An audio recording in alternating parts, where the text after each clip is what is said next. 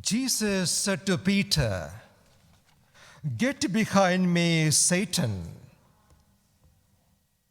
The way you think is not God's way, but a man's." This gospel is a continuation from last Sunday's gospel. What a shocking turnaround. A remarkable reversal. Last Sunday, Peter's profession of faith in Jesus as the Son of God and the Messiah. Seconds later, Jesus calls him Satan. The Lord made him the foundation of the church one moment, and the next moment he calls him, "You are a stumbling stone." Was there anything wrong with Peter? Nothing at all. Everything is in the words of the Lord here. The way you think is not God's way. You are thinking like a human being. You haven't got the thinking of God. You are a human being, so you think like a human being. Peter had a genuine concern for Jesus. Genuine concern for Jesus. That's why Peter was shocked and he was upset. "You Son of God? You are talking about dying and a crucifixion?" Crucifixion meant only for slaves and the criminals, the worst criminals. And you are talking about crucifixion? Son of God, the Messiah, the one we have been waiting for all these years? Doesn't make any sense. No, it should never happen to you. In the words of Peter to Jesus, "Oh, this shouldn't happen to you." The Lord Jesus heard echoes of the words of Satan in the desert. So that's a very important point. When the Peter is speaking these words, the Lord can hear the same words of the Satan when he was in the desert for 40 days. The same word. "Oh, there is another way. You are Son of God, aren't you? Why don't you make these stones into bread and eat?" Why the cross? Couldn't you think of any other way? Peter cannot, the disciples cannot, and we cannot get the cross. Is there anybody here who can say, "I understand the cross. I welcome the cross. I welcome suffering and tribulation, trials in my..." Can anybody say that? No, so we can't condemn Peter. We think like a human being, and God's thoughts are so different.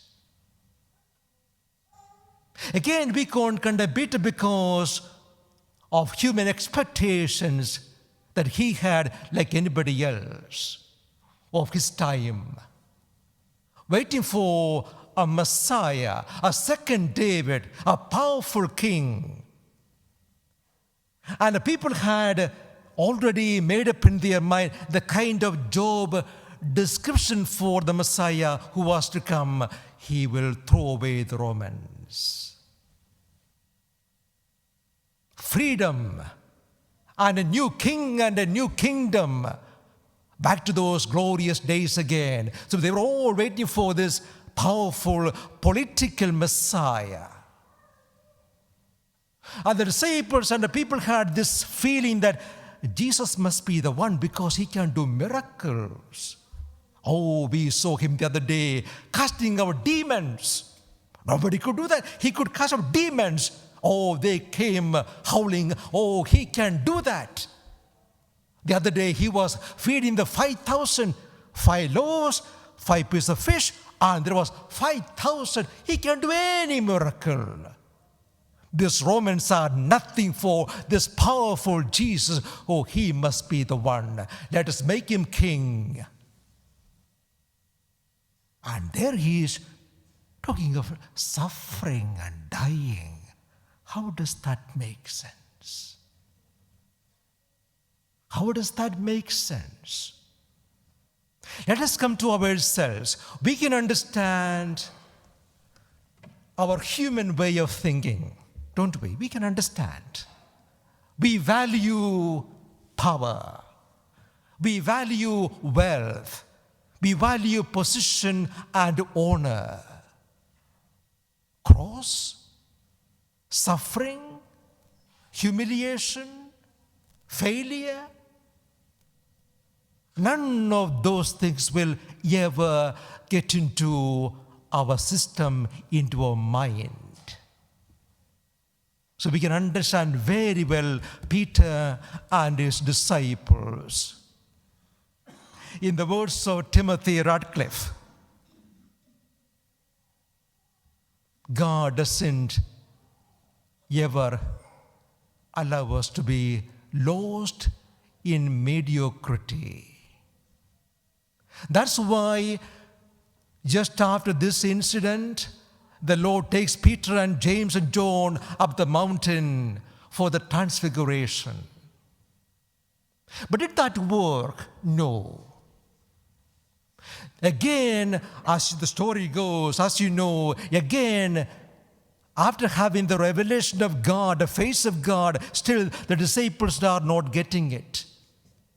Then the trial and the arrest and the trial and the crucifixion, all those disciples, they all ran for their life. The cross, they couldn't get it ever. But what happened was the same Peter would one day be crucified, embrace the cross. The thing he ran away from, that same cross, that suffering, humiliation, and death, one day Peter would joyfully, faithfully embrace. That is the end of the story of Peter. That means the Lord will take us through success, failure, suffering, humiliation. At the end, the lessons are taught, and he died like a martyr. The same for each one of us. Never give up. You may never understand the meaning of the cross, the purpose of suffering in your life, why this is happening. You may never understand, but never give up. God's way is not our way, or our way is not God's way. That's the way we are. But always remember, God's kingdom is like a kind of upside world kingdom. Upside world kingdom. It is a reverse of everything we value. It is like you need to have a looking glass view of life. That's a good image, isn't it? A looking glass image of life. In the mirror, what is on the left is on the right side. In the mirror, what is on the left is on the right side, and what is on the right is on the left side. Everything in the reverse order. So every time you struggle to understand anything, remind yourself, what I see is not the truth, the very opposite is the truth. To make it clear, what you think of as success in life is just failure. What you think of as great in your life, having wealth or power, they are nothing. What you think of as a cross, meaningless cross, meaningless cross, meaningless suffering is always a crown.